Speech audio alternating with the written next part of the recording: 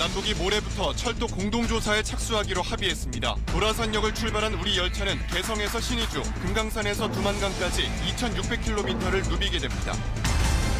청와대 민정수석실의 특별감찰반 소속 직원이 경찰에 찾아가 특정 뇌물 사건의 수사 진행 상황을 알려달라고 요청한 것으로 KBS 취재 결과 확인됐습니다. 뇌물 사건의 피의자 중에는 이 직원의 지인이 포함돼 있었습니다. 교정당국에 로비를 해서 회당 100만 원씩 받고 특별 면회를 성사시켜왔다는 브로커를 KBS 탐사보도팀이 직접 만났습니다. 이 브로커는 교정 비리의 고리가 교정본부 고위 간부까지 연결돼 있다고 말했습니다. 이재명 경기지사의 친형 강제 정신병원 입원 지시 혐의와 관련해 정신감정 근거로 사용된 공무원 진술서를 당시 윤기천 성남시 비서실장이 취합해 전달한 사실이 확인됐습니다. 윤 씨는 참고인 자격으로 소환 조사를 받았습니다. 순수 우리 기술로 개발한 로켓인 누리호 시험 발사 로켓이 성공적으로 발사됐습니다. 2021년 발사 예정인 한국형 발사체 누리호 개발도 탄력을 받게 됐습니다.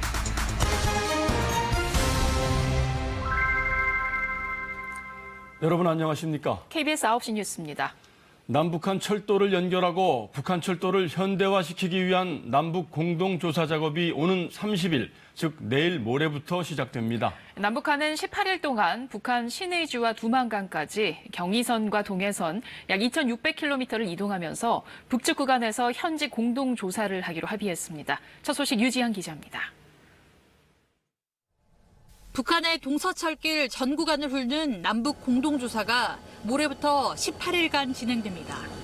유엔 안보리가 조사에 대한 제재 면제를 승인하고 우리 정부 제안에 이틀간 뜸을 들이던 북한이 침묵을 깨고 답을 보내왔습니다. 오전 8시 반 도라산역에서 우리 측 기관차가 조사단 28명을 태운 열차 6량을 끌고 북측 판문역까지 올라가면 북측 기관차가 우리 열차를 이끌고 본격 조사를 시작합니다. 열차는 먼저 개성부터 신의주까지 경의선 구간 400km를 엿새간 조사한 뒤 동쪽으로 건너가 금강산에서 두만강까지 동해선 800km 구간을 열흘간 점검할 예정입니다. 조사 구간은 1,200km. 모든 이동 거리를 합하면 열차는 북녘당 2,600km를 누비게 됩니다. 북한 철로 시스템 전반을 점검하고 현대화에 대비하는 점을 감안하면 의미가 남다릅니다. 현지 공동조사를 효율적으로 마무리하여 북측 철도 시설의 실태를 파악하고 향후 현대화를 위한 기초 자료로 활용할 예정입니다. 당초 계획보다는 일정이 넉 달이나 늦어졌지만 12월 중순까지 공동조사를 마칠 수 있게 돼 연내 착공식도 가능해졌습니다. 하지만 착공식 이후 실제 공사로 이어지려면 대북 제재 완화가 필요한 만큼 추후 관건은 비핵화 협상에 달려있다는 관측이 나옵니다. KBS 뉴스 유지양입니다. 남북한 철도 공동조사로 우리 열차가 10년 만에 북한 땅을 달리게 됐습니다. 유엔이 이번 조사를 대북 제재 예외 조치로 인정한 데 대해서 북한이 화답한 결과라고 할 수 있습니다. 이번 남북 철도 공동조사가 교착 상태에 빠진 비핵화 협상의 돌파구가 될 수 있을지 주목되고 있습니다. 이어서 허효진 기자입니다.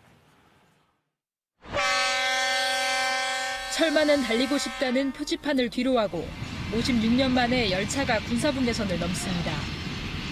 이번 공동조사로 남측 열차는 2008년 이후 10년 만에 북한 땅을 또다시 달리게 됐습니다. 유엔 안보리가 철도조사에 대한 대북 제재를 예외적으로 면제한다는 화해의 손짓을 보낸 데 대해 북측 역시 우리 정부의 조사 제안을 받아들이는 결정으로 화답한 겁니다. 하지만 북미 역시 겉으로는 팽팽한 기싸움을 이어가고 있습니다. 미국 법무부가 추가로 북한 돈 세탁에 연루된 싱가포르와 중국 기업들에 대한 자금 몰수 소송을 제기했고 북한은 노동신문을 통해 남북 관계를 우리 민족끼리 풀어야 한다고 또다시 주장하고 나섰습니다.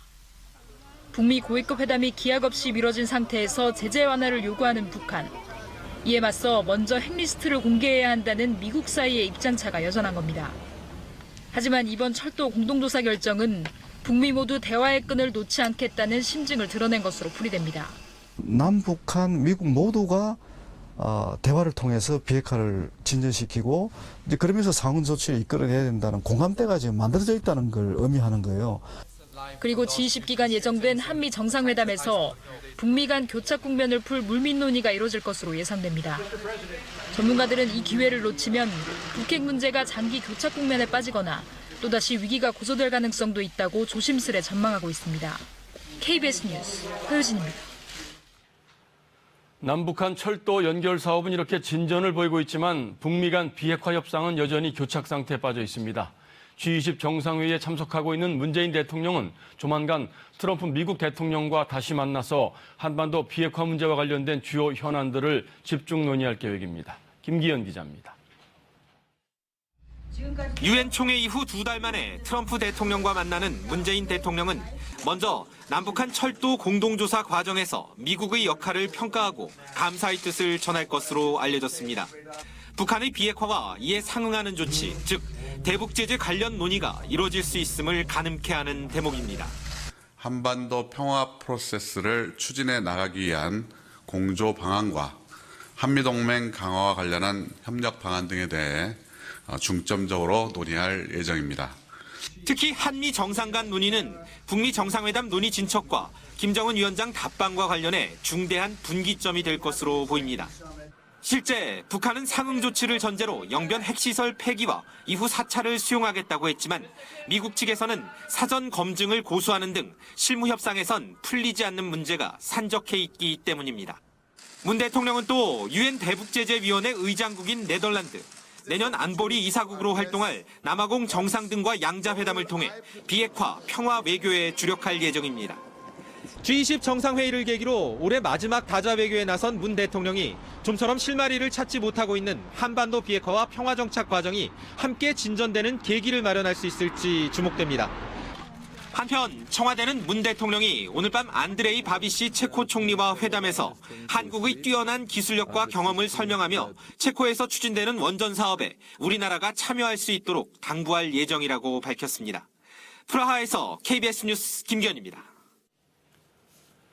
요즘 청와대 공직기강이 많이 흐트러져 있다는 비판이 많습니다. 청와대 민정수석실에는 대통령 친인척이나 고위 공직자들 비위를 감찰하는 특별 감찰반이 있습니다. 이 특별 감찰반 소속의 한 직원이 얼마 전 경찰에 찾아가서 자신의 지인이 관련된 뇌물 사건 수사 상황을 캐물었던 것으로 확인됐습니다. 청와대 부당한 압력으로 비춰질 수도 있는 행동이었지만은 당사자는 그게 아니라고 해명했습니다. 먼저 홍성희 기자의 단독 보도입니다. 지난달 경찰청 특수수사과에 청와대 특별감찰반 소속 직원이 찾아왔습니다. 검찰 출신의 김모 수사관이었습니다. 김 씨는 소속을 밝히고 특수수사과가 수사 중이던 공무원 뇌물 사건의 진행 상황을 물었습니다. 건설업자 최모 씨 등이 국토교통부 공무원들에게 돈을 건넨 사건 등인데 입건자가 몇 명이고 국토부에 통보한 공무원이 누구인지 등을 물었습니다. 이상하게 여긴 경찰은 검찰에 송치한 사건의 입건자 숫자만 알려주고 나머지 요청은 거부했습니다. 그리고 청와대에 바로 연락해 김 씨의 신분과 해당 사건에 대해 감찰을 하는지를 확인했습니다. 청와대의 답변은 김 씨가 감찰반 소속인 것은 맞지만 진행 중인 감찰은 없다는 것이었습니다. KBS 취재 결과 김 씨는 피의자인 건설업자 최모 씨와 아는 사이인 것으로 확인됐습니다. 김 씨는 이와 관련해 해당 사건은 자신이 첩보를 제공한 사건이며 입건자 숫자를 파악해 실적에 반영하려 했을 뿐이라고 KBS에 해명했습니다. 또 비위 통보 명단을 요구한 것은 추가 감찰을 위한 것이었다고 설명했습니다. 하지만 전직 청와대 특별감찰반원은 자신이 생산한 첩보가 수사기관에 넘어가면 그걸로 끝이며 입건자 숫자를 알고 싶다고 직접 찾아가는 일은 없다고 말했습니다. 김 씨는 이 일이 알려진 직후 청와대 파견이 해제돼 최근 검찰로 복귀했습니다. KBS 뉴스 홍성입니다. 청와대는 이런 사실을 보고받고 특별감찰반에 대한 감찰을 실시했습니다. 또 물의를 일으킨 당사자는 징계 차원에서 본래 소속이었던 검찰로 돌려보냈습니다. 그러면서도 검찰이나 법무부에는 당사자의 비위 내용을 통보하지 않았던 것으로 보입니다. 정송우 기자의 단독 보도 이어집니다. 문제가 된 특감반원 김 씨는 3주 전쯤 친정인 검찰로 돌아갔습니다. KBS는 김 씨에 대한 감찰 여부와 검찰로 복귀한 이유 등을 민정수석실에 물었습니다. 이에 대해 민정수석실 관계자는 김 씨가 부적절한 행동을 했다는 의혹은 사실 무근이라고 말했습니다. 김 씨가 검찰로 복귀한 것도 특별 승진을 신청하기 위해 돌아간 것뿐이라고 밝혔습니다. 하지만 사실이 아니었습니다. 청와대 대변인실은 공직기강 비서관실에서 이 사안에 대해 감찰 조사를 했고 김 씨의 부적절한 행위를 확인했다고 밝혔습니다. 그 뒤 원래 소속 기관인 검찰로 복귀 조치했는데 사실상 징계성이라는 겁니다.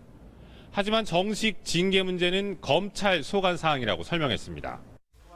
보통 파견자의 비위 사실이 확인되면 파견지에서 징계하거나 복귀와 동시에 소속 기관에 통보해 징계가 이뤄집니다.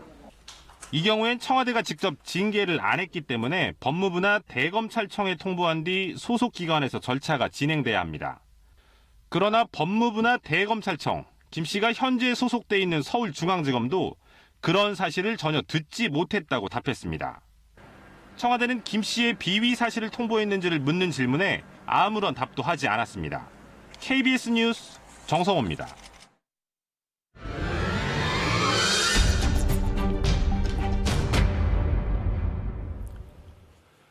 교도소 독방을 쓰거나 가석방을 받아내기 위해서 재소자와 교정당국 간의 은밀한 뒷거래가 이루어지고 있다는 내용 얼마 전에 전해드렸죠. 그런데 이뿐만이 아니었습니다. 교도소 특별면회, 즉 칸막이 없이 자유롭게 만나는 특별면회를 성사시키는데도 어김없이 뒷거래가 있었습니다.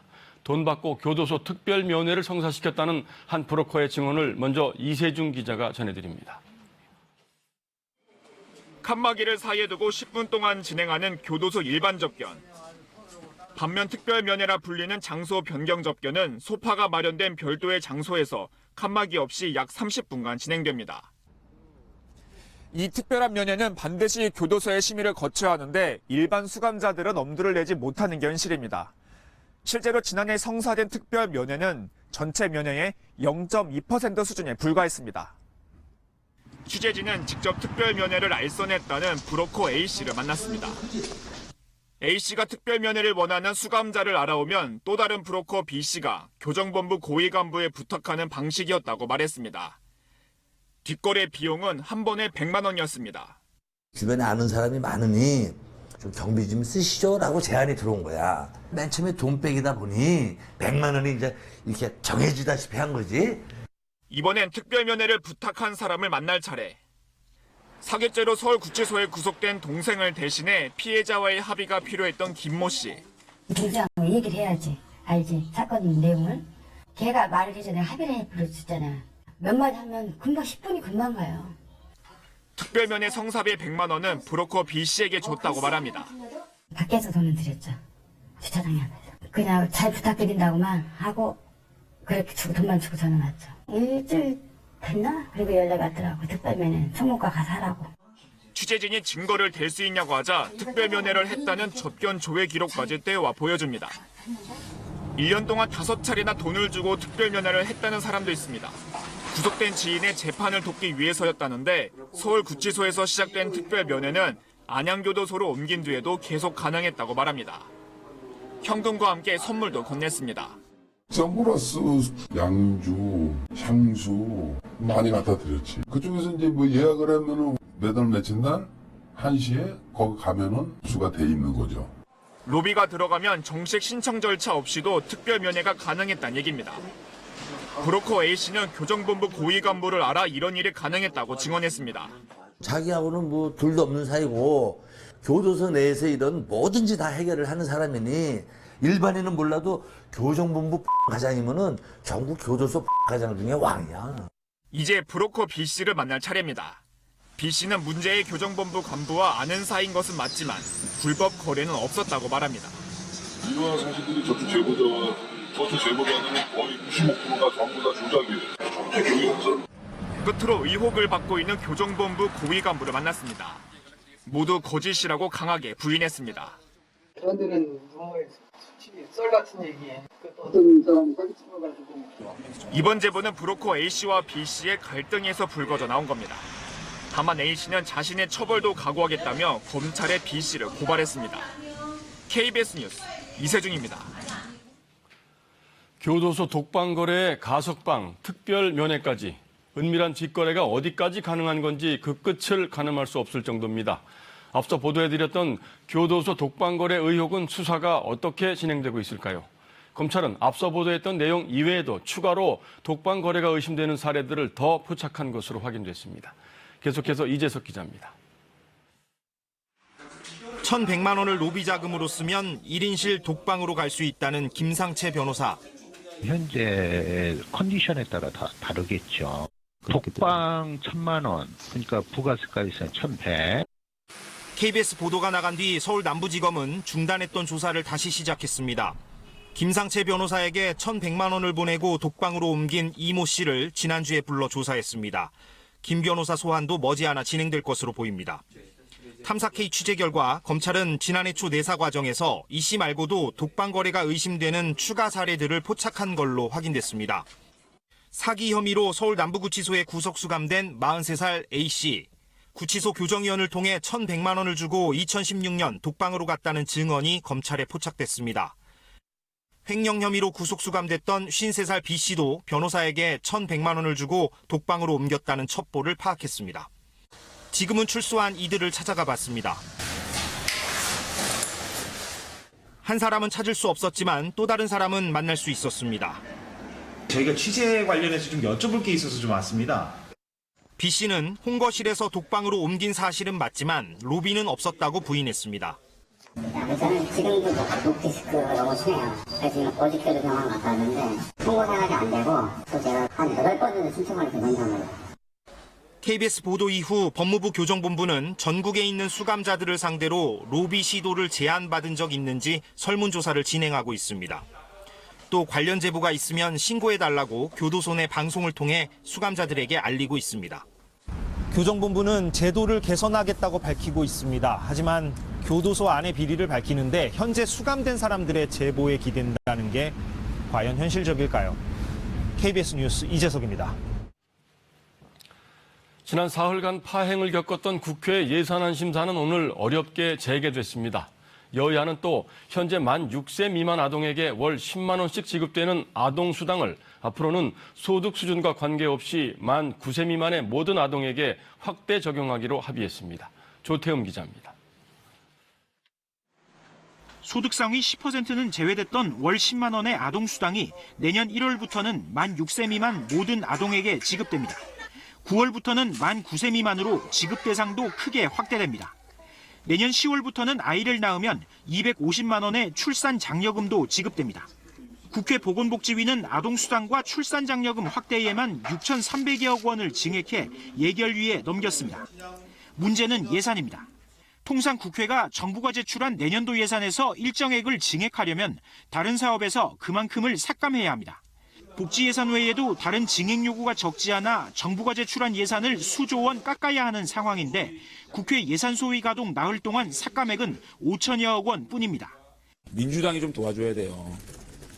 집권당이 쟁점 예산에 대해서 하나도 삭감 받아들이지 않겠다고 하면 사흘간 파행됐던 국회 예산소위는 유류세 인하 등에 따른 내년도 세입 변동의 대책을 정부가 소위 마무리 때까지 제출하기로 하면서 겨우 정상화됐습니다. 소위에서 제기된 내용을 다 담아서 그다음에 소소위에서 모든 거 다 테이블에 올려놓고 충분히 얘기를 이제 하도록. 여야는 깜깜이 심사라 비판받는 소소위까지 가동해 법정 처리 기한인 다음 달 2일까지는 예산안을 처리한다는 방침입니다. 하지만 나흘밖에 남지 않아 졸속 부실 심사가 재연될 것이란 우려가 커지고 있습니다.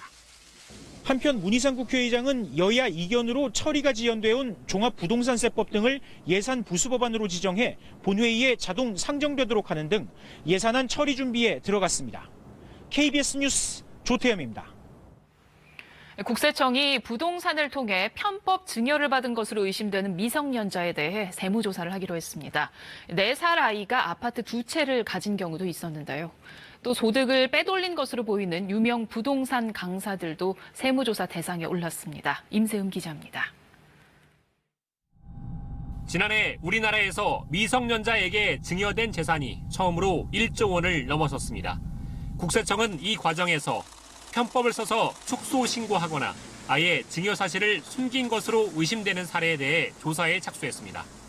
4억 원의 아파트 2채를 산 4살짜리 유치원생과 역시 2채를 11억 원에 사들인 12살짜리 초등학생이 우선 조사 대상이 됐습니다. 어디서 돈이 난 건지 아무런 신고가 없었습니다. 부모로부터 현금 16억 원을 물려받은 고등학생은 이 돈으로 어머니와 함께 공동 명의로 오피스텔을 사들였는데 월세를 자기 지분보다 더 챙겨받다 적발됐습니다. 일종의 편법 증여인 셈입니다. 증여받은 건 8억 원인데 아파트 구입 등에 12억 원을 쓴 손큰 고등학생 등 모두 165명의 미성년자가 이번 세무조사 대상에 올랐습니다. 부동산 시장을 과열시켰다는 눈총을 받아온 부동산 강사 21명도 대상이 됐습니다. 이 가운데 한 명은 모두 합해 900억 원어치로 추산되는 집 400채를 갖고 있지만 돈이 어디서 났는지가 명확지 않습니다. 부동산 강사가 대규모 투자에 직접 관여한 사실이 확인되면 아파트 시세 조정 의혹도 불거질 수밖에 없습니다. 스타 강사 관련된 지역의 어떤 부동산 거래 내용에 대해서는 모니터링을 해서 탈세매가 있는 그 거래자들에 대해서는 계속 분석을 해 나가도록 그렇게 할 예정입니다. 국세청의 감시가 강화되면서 몇몇 유명 부동산 강사들은 강의를 취소했고 온라인상에서도 자취를 감췄습니다. KBS 뉴스 임세호입니다. 이재명 경기지사가 형 재선 씨의 정신병원 강제 입원을 지시했다는 혐의와 관련해 KBS가 새로운 사실을 확인했습니다. 정신감정 근거로 사용된 공무원 진술서를 당시 성남시 비서실장이 취합해서 보건소에 전달했다는 건데요. 검찰은 최근 이 비서실장을 소환해 조사했습니다. 천효정 기자가 단독 보도합니다. 2012년 4월 성남시청 소속 7, 8급 공무원 8명이 작성한 진술서입니다. 이재명 당시 성남시장의 친형 재선 씨가 폭언을 하는 등 정신적으로 불안해 보인다는 내용이 적혀 있습니다. 작성된 날짜는 4월 2일부터 5일까지 나흘 동안입니다. 이 진술서들은 같은 달 이 지사 모친이 작성한 정신건강치료의뢰서와 함께 성남시 정신건강센터에 제출됩니다. 검찰은 최근 공무원 8명의 진술서를 당시 성남시장 비서실장이었던 윤기천 현 성남FC 대표가 취합했다는 내용을 확인했습니다. 해당 진술서를 비서실장이 직접 보건소에 전달했다는 진술을 확보하고 윤 대표를 검찰에 불러 조사했습니다. 검찰 관계자는 윤 대표는 이 지사의 직권남용 혐의를 분명히 해줄 수 있는 주요 참고인이라고 밝혔습니다. 취재진이 윤 대표를 만나 진술서를 취합한 경위 등을 들으려 했지만 윤 대표는 취재를 피해 사무실을 떠났습니다. 몰라요. 저 보지 마세요. 이거 진짜 저 곤란해요. 성남시장 비서실의 관여 의혹에 대해 이 지사 측은 재선 씨의 악의적인 민원으로 성남시 공무원들이 피해를 받고 있는 상황이었다고 설명했습니다. 이에 법률적 대응을 하고자 공무원들의 피해 현황을 파악하기 위한 차원이었다고 해명했습니다. 검찰은 이르면 다음 주 중으로 이재명 지사를 직권남용 혐의 등으로 기소할 방침인 것으로 전해졌습니다. KBS 뉴스 천유정입니다. 앞서 보셨듯이 성남시청 공무원들이 이재명 지사의 친형에 대해서 쓴 진술서는 8장이 확인됐는데요. 당시 진술서가 어디에 쓰이는지 제대로 모르고 쓴 사람도 있었고 진술서가 8장이 아니라 훨씬 더 많았다는 증언도 나왔습니다. 이어서 이현준 기자입니다. 당시 진술서를 제출한 한 공무원은 자신이 재선 씨의 악성 민원에 대한 진술서를 썼다고 인정했습니다. 하지만 해당 진술서가 재선 씨의 강제 입원 시도에 사용될 것이라고는 전혀 몰랐다고 말했습니다. 이재명 씨가 이제 성남시의 바란다에 많은 글을 올렸어요. 직원들 진술서를 받아서 직권 삭제하는데 쓴 걸로 알고 제출을 한 거죠. 근데 그게 다른 용도로 제출이 된 거죠. 진술서를 쓴 또 다른 공무원도 강제 입원에 대해선 전혀 들은 바가 없었다고 증언했습니다. 정신병원 강제 입원에 누군가한테 이제 쓰인다 이런 내용은 소개를 받으신 적이 있나요? 그런 건 없었고요. 뒤늦게 알게 된 뒤 화가 많이 났다고 토로했습니다. 전 정말 고소하고 싶었다니까요. 내부를 그렇게 나쁜 정도로 썼다는 게 진짜 세상이 너무 무섭다. 진술서가 8장보다 훨씬 더 많았다는 증언도 처음 나왔습니다. 많은 공무원들이 진술서 작성에 참여했다는 의혹이 드는 부분입니다. 수없이 많아요. 엄청 두꺼운 양이 수많은 진술서 중에 더 엄청 심하게 쓴 것도 있는데 제 거를 왜 제출을 했을까? 나머지 공무원들은 진술서를 쓴 건 인정하면서도 구체적인 진술을 피했습니다. KBS 뉴스 이현준입니다. 어제 있었던 대법원 화염병 투척 사건 관련 수사 속보입니다. 김명수 대법원장의 출근 차량에 화염병을 던진 70대 남성에 대해서 오늘 구속영장이 청구됐습니다. 경찰은 이 남성이 재판 결과에 불만을 품고 계획적으로 범행을 저지른 것으로 보고 휴대전화 등을 압수해서 분석하고 있습니다. 보도에 김민혁 기자입니다. 74살 남모 씨에 대해 경찰이 신청한 구속영장을 검찰이 바로 법원에 청구했습니다. 방화와 특수공무집행 방해, 화염병 사용 등 처벌법 위반 등 3개 혐의가 적용됐습니다. 경찰은 남 씨가 대법원장의 차량 번호와 출근 시간을 미리 확인하고 직접 신호를 구입했던 점 등을 볼 때 계획적으로 이를 꾸몄다고 보고 있습니다. 압수수색도 진행했습니다. 남 씨가 농성했던 대법원 앞 텐트 등을 찾아 휴대전화와 신호 용기, 소송 당시 자료 등을 확보했습니다. 또 차에 함께 탔던 대법원장 비서관을 피해자 대표로 조사했습니다. 김부겸 행정안전부 장관과 민가병 경찰청장은 대법원장을 찾아 사과했습니다. 김 대법원장은 이 사건이 법치주의의 근간을 흔드는 일이라며 우려의 뜻을 나타냈습니다. 법원 구성원 모두에게 일어날 수 있는 일이라 굉장히 안타깝기도 하고 있을 수 없는 일이라고 저는 생각합니다.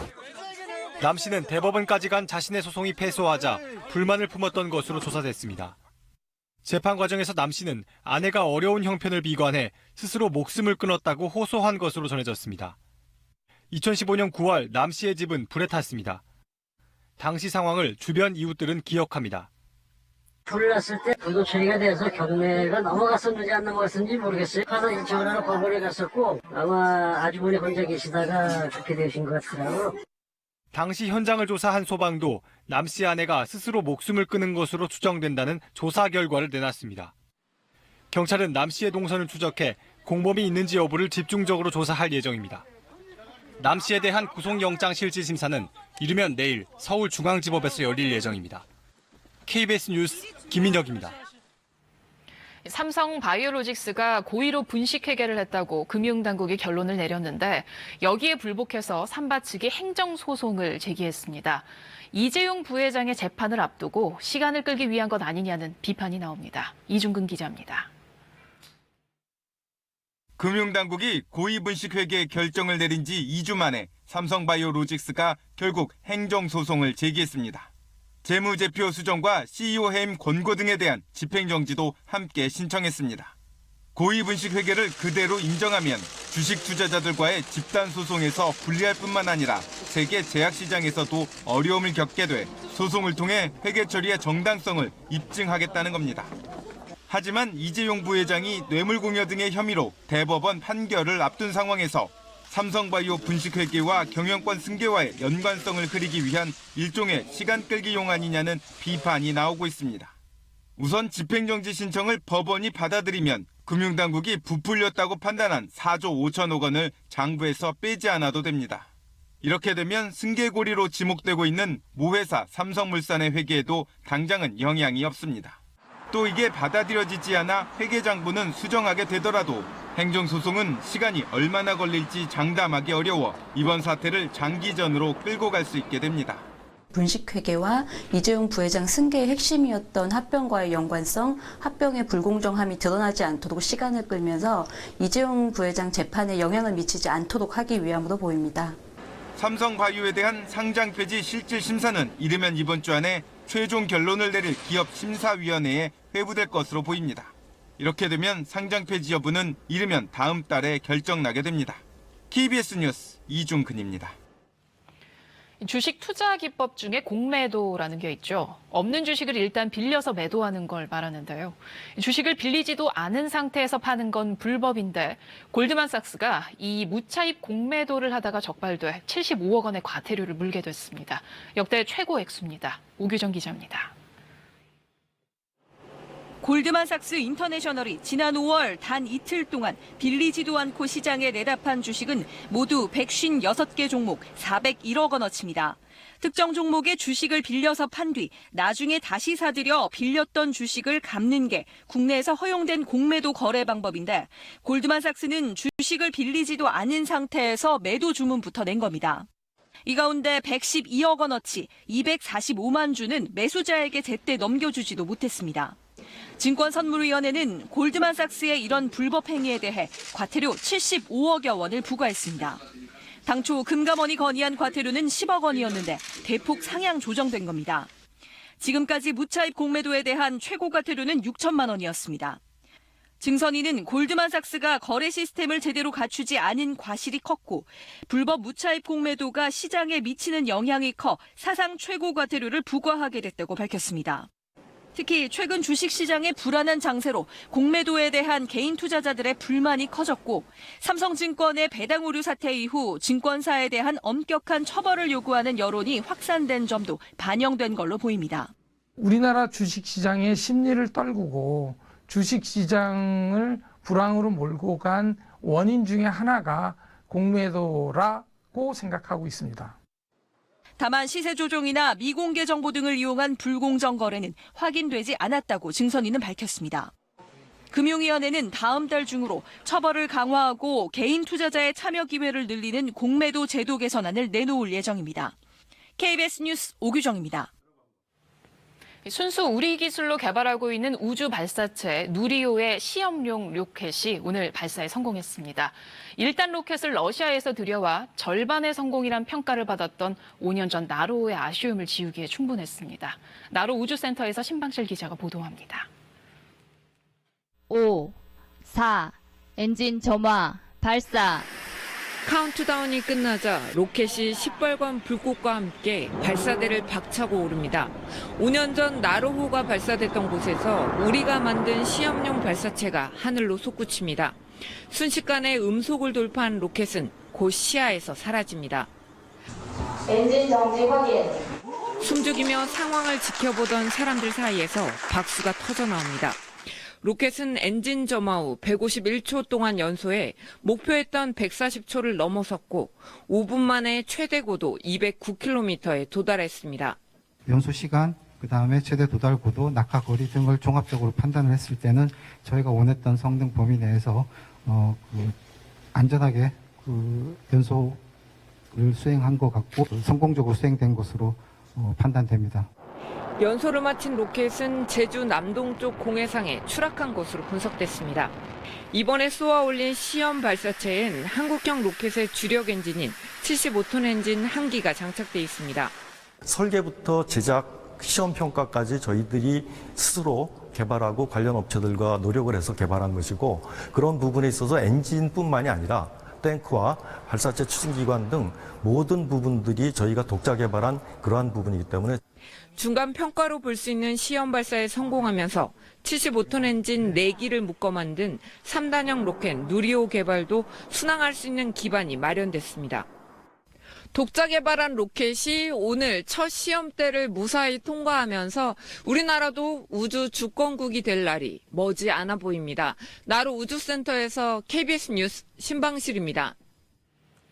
이제 우리나라는 발사체의 핵심이라 할 수 있는 75톤급 액체 엔진을 세계에서 7번째로 확보했습니다. 이로써 2021년을 목표로 하고 있는 우리 기술로 만든 우주 발사체 누리호의 발사 성공에도 청신호가 켜졌습니다. 손서영 기자입니다.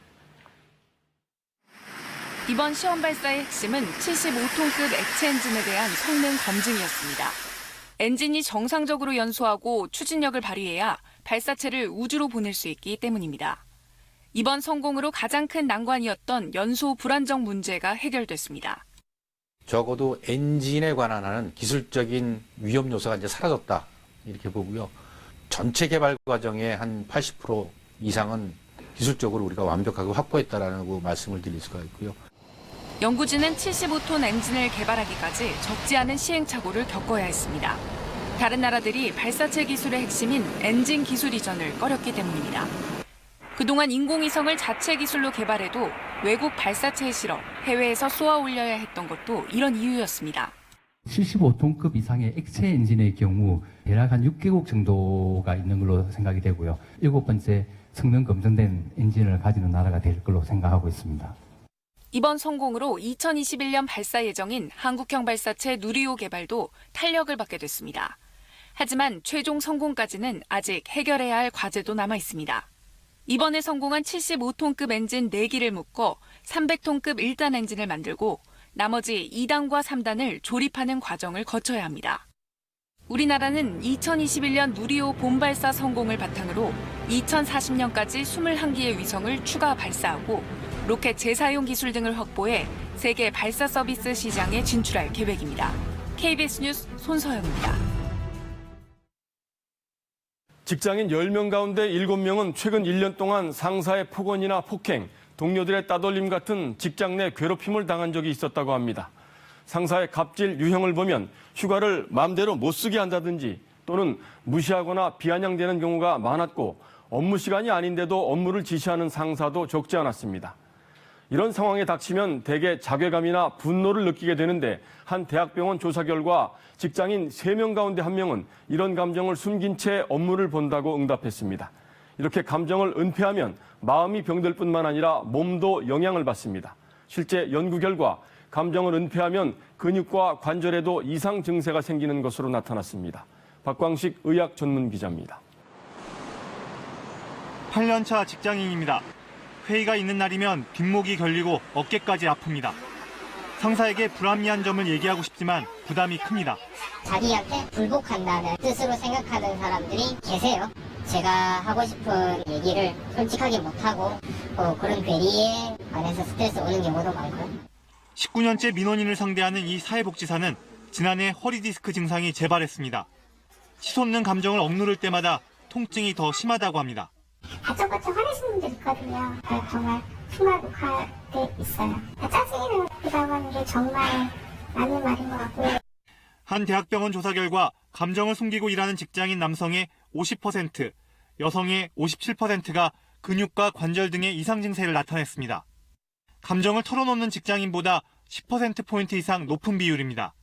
부위별 통증 발생 위험은 목과 어깨, 팔이 최대 1.4배, 허리 통증이 1.3배, 엉덩이와 다리가 1.5배 차이가 났습니다. 전신 피로감과 두통 발생 위험도 각각 1.8배, 1.5배 높았습니다. 감정을 적당히 발산하지 않으면 스트레스 때문에 몸이 긴장합니다. 근육과 관절이 뻣뻣해지면서 통증이 생기는 겁니다. 통증에 더 민감해지기도 합니다. 감정을 숨기면서 나타날 수 있는 부정적인 감정과 같은 심리적 상태는 통증의 인지에도 영향을 미쳐 자극에 과민하게 반응하여 지속적인 통증을 유발할 수 있는 것으로 알려져 있습니다. 직장 내 괴롭힘 예방과 함께 구성원의 감정 표현과 해소를 돕는 상담 창구 의무화 등의 제도 보완이 필요합니다. KBS 뉴스 박광식입니다. 요즘 미세먼지가 워낙 심해서 일상생활이 여간 불편한 게 아닙니다. 코로 미세먼지를 들이마시면 60% 정도가 폐 안에 쌓여 있다가 일주일 정도 시간이 지나서야 몸 밖으로 배출된다는 사실이 영상으로 확인됐습니다. 이화진 기자입니다. 미세먼지로 도심 하늘이 온통 뿌였습니다. 거리 곳곳엔 마스크를 쓴 시민들이 눈에 띕니다. 눈이나 목이 너무 아파서 마스크를 쓰고 있고. 미세먼지를 코로 들이마시면 몸속에 얼마나 남아있을까? 실험용주에 미세먼지 표준 물질과 방사선 동위원소를 혼합해 투여한 뒤 시간별로 촬영했습니다. 48시간이 지났지만 빨갛게 표시된 미세먼지가 폐에 다량 남아있습니다.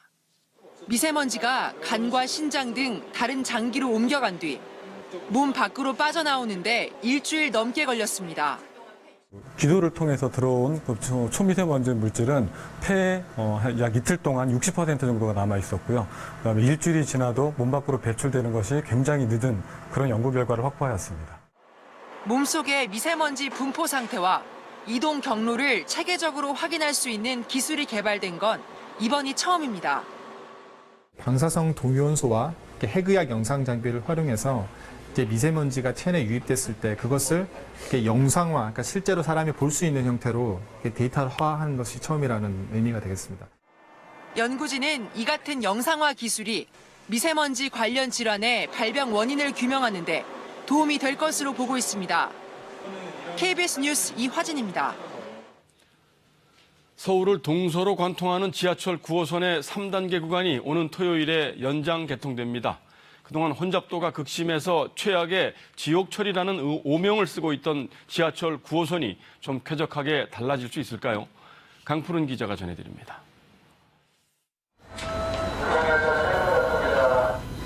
발 디딜 틈 없이 승객이 들어섰습니다. 다음 열차 이용하세요. 다음 열차. 출퇴근 때마다 되풀이되는 이른바 9호선 지옥철의 모습입니다. 지난달 3단계 구간 시운전을 시작한 뒤 배차 간격이 벌어져 더 복잡해졌습니다.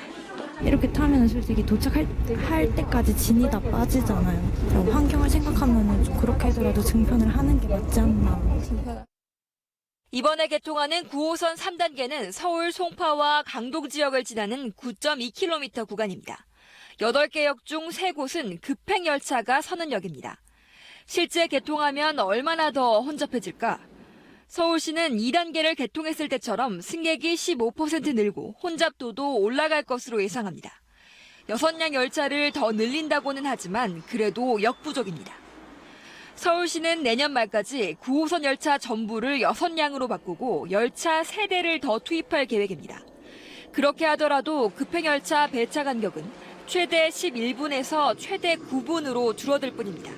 10분에 뭐 만행 하나 있고 급행 하나 있는데 너무 힘들어요, 타고 다니기가. 그래서 뭐 6량으로 늘렸다는데 그것도 소용없고 시간을 갖다 2분, 3분 간격으로 출근 시간은 해줘야 될 것 같아요. 기관사들은 3단계 개통으로 근무 환경도 나빠졌다고 호소합니다. 시운전을 시작한 뒤 운행 거리가 늘어 한 번에 3시간 반가량을 쉬지 않고 운행합니다. 전보다 1시간 이상 늘었습니다.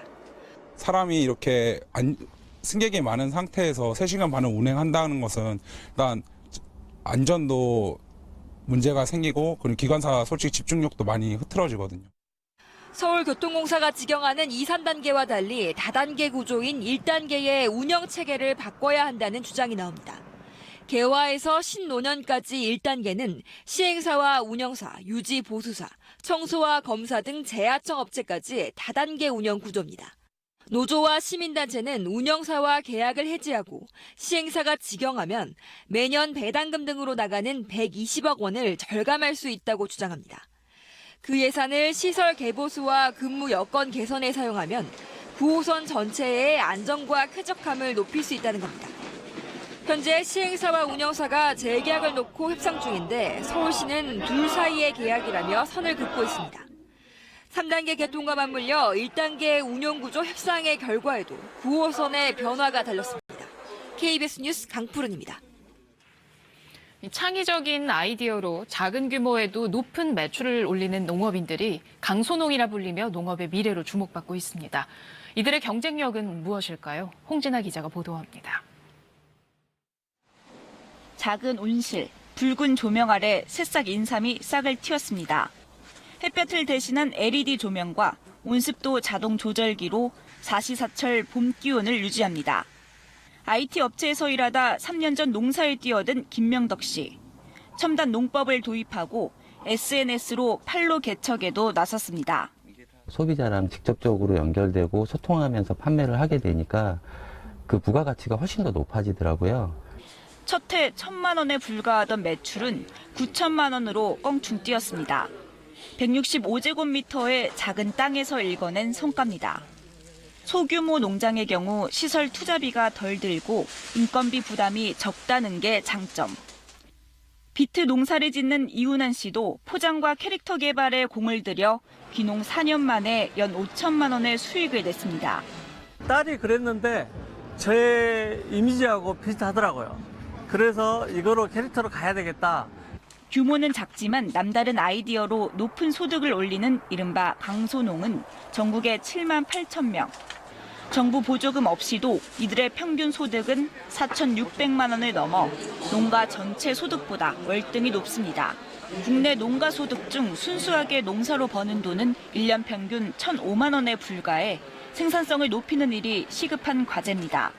농업의 경쟁력이 약합니다. 규모는 작지만 창의적인 생각을 보태서 소득을 더 창출하는. 신기술 도입과 아이디어로 무장한 강소농이 미래 농업을 이끌 해법으로 주목받고 있습니다. KBS 뉴스 홍진아입니다. 음주운전을 하다 사람을 숨지게 하면 3년 이상 최대 무기징역형에 처하도록 한 이른바 윤창호법이 국회 법제사법위원회에서 통과됐습니다. 이와 함께 운전면허 정지 기준을 0.03%에서 0.08%로 면허 취소 기준은 0.08% 이상으로 조정하고 적발시 처벌 수위를 강화한 도로교통법 개정안도 국회 행정안전위원회를 통과했습니다. 오늘 오후 1시 8분 부산시 사상구의 한 폐수처리 업체에서 황화수소로 추정되는 물질이 누출돼 현장 작업자 등 10명이 가스에 질식해 병원에서 치료를 받고 있습니다. 이 가운데 중상을 입은 4명은 호흡과 맥박은 회복했지만 아직 의식을 찾지 못하고 있습니다. 서울지방경찰청 지능범죄수사대는 중국산 가짜 부품이나 중고 휴대전화 불량 부품으로 스마트폰을 만들어 판 혐의로 42살 이모 씨 등 12명을 검거해 이 씨를 구속했습니다. 이들은 이런 수법으로 5년 동안 10억 원대의 부당이득을 챙긴 것으로 드러났습니다. 통계청 조사 결과 올해 9월 출생아 수가 26,100명으로 월별 출생 통계 집계가 시작된 1981년 이후 9월 기준으로 또다시 역대 최저를 기록했습니다. 혼인 건수도 추석 연휴 등의 영향으로 1년 전보다 20% 넘게 감소한 14,300건으로 집계됐습니다.